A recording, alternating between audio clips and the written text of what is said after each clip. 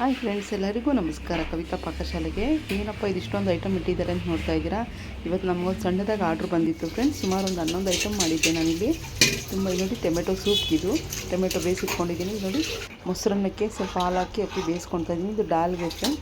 ತುಂಬ ಅಂದರೆ ತುಂಬ ರುಚಿಕರವಾಗಿ ಬಂದಿತ್ತು ಅಡುಗೆ ಎಲ್ಲ. ನಿಮಗೂ ಯಾರಿಗಾದ್ರೂ ಬೇಕು ಅಂದರೆ ನಮ್ಮನ್ನು ಕಾಂಟ್ಯಾಕ್ಟ್ ಮಾಡಿ. ಇದು ಜೀರಾ ರೈಸ್ಗೆ ಸುಮಾರು 1.5 kg ಅಕ್ಕಿ ಜೀರಾ ರೈಸ್ ಮಾಡಿದ್ದೆ ನಾನು.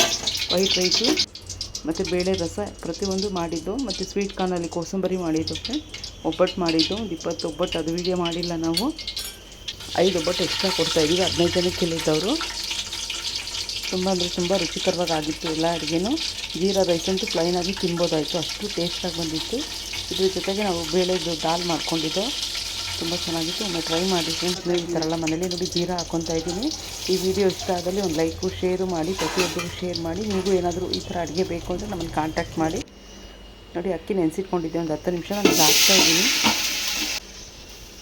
ಹಾಕ್ಬಿಟ್ಟು ತುಪ್ಪನೂ ಹಾಕಬೇಕಾಗುತ್ತೆ ಫ್ರೆಂಡ್ಸ್. ಈ ಜೀರಾ ರೈಸ್ಗೆ ತುಪ್ಪ, ಎಣ್ಣೆ 2 ಹಾಕಿ ಒಂದು 5 ರಿಂದ 6 ಲವಂಗ, ಏಲಕ್ಕಿ, ದೊಡ್ಡ ಏಲಕ್ಕಿ, ಚಿಕ್ಕ ಏಲಕ್ಕಿ, ಪಲಾವ್ ಎಲೆ ಎಲ್ಲ ಹಾಕಿ ಫ್ರೈ ಮಾಡ್ಕೊಂಡು ಆಮೇಲೆ ಈ ಥರ ನೀರು ಹಾಕ್ಕೊಂಡು ರುಚಿಗೆ ತಕ್ಕಷ್ಟು ಉಪ್ಪು ಹಾಕಿ ಮಾಡಬೇಕಾಗುತ್ತೆ. ನೋಡ್ತಾ ಇರ್ಬೋದು. ನೋಡಿ ಜೊತೆಗೆ ಈಗ ದಾಲು ಮಾಡಿದ್ದೀನಿ ನಾನು ಜೀರಾ ರೈಸ್ ಜೊತೆ. ತುಂಬ ರುಚಿಕರವಾಗಿತ್ತು. ಒಮ್ಮೆ ಟ್ರೈ ಮಾಡಿ ಇದನ್ನು. ಬರ್ತ್ಡೇ ಫಂಕ್ಷನ್ ಇದರಿಂದ ನಮಗೊಂದು ಸಣ್ಣ ಪುಟ್ಟ ಆರ್ಡ್ರ್ ಬಂದರೆ ಈ ಥರ ಒಪ್ಕೊತೀವಿ ಫ್ರೆಂಡ್ಸ್. ನನ್ನ ಮನೇಲಿ ನೀಟಾಗೆಲ್ಲ ಮಾಡ್ಕೊಡ್ತೀನಿ. ಇದು ನೋಡಿ ಪನ್ನೀರ್ ಕಬಾಬು, ಇದು ಮೊಸರನ್ನ, ವೈಟ್ ರೈಸ್ ಬರುತ್ತೀಗ. ಹಾಗೆ ನೋಡಿ ವೈಟ್ ರೈಸು, ಬೇಳೆ ರಸಮ್ ಮಾಡಿದ್ದೆ. ಈ ಪನ್ನೀರ್ಗೆ ಈ ಥರ ಮಶ್ರೂಮು, ಈರುಳ್ಳಿ ಫ್ರೈ ಮಾಡಿ ಹಾಕಿದ್ದು ಮೇಲ್ಗಡೆ, ತುಂಬ ಚೆನ್ನಾಗಿತ್ತು.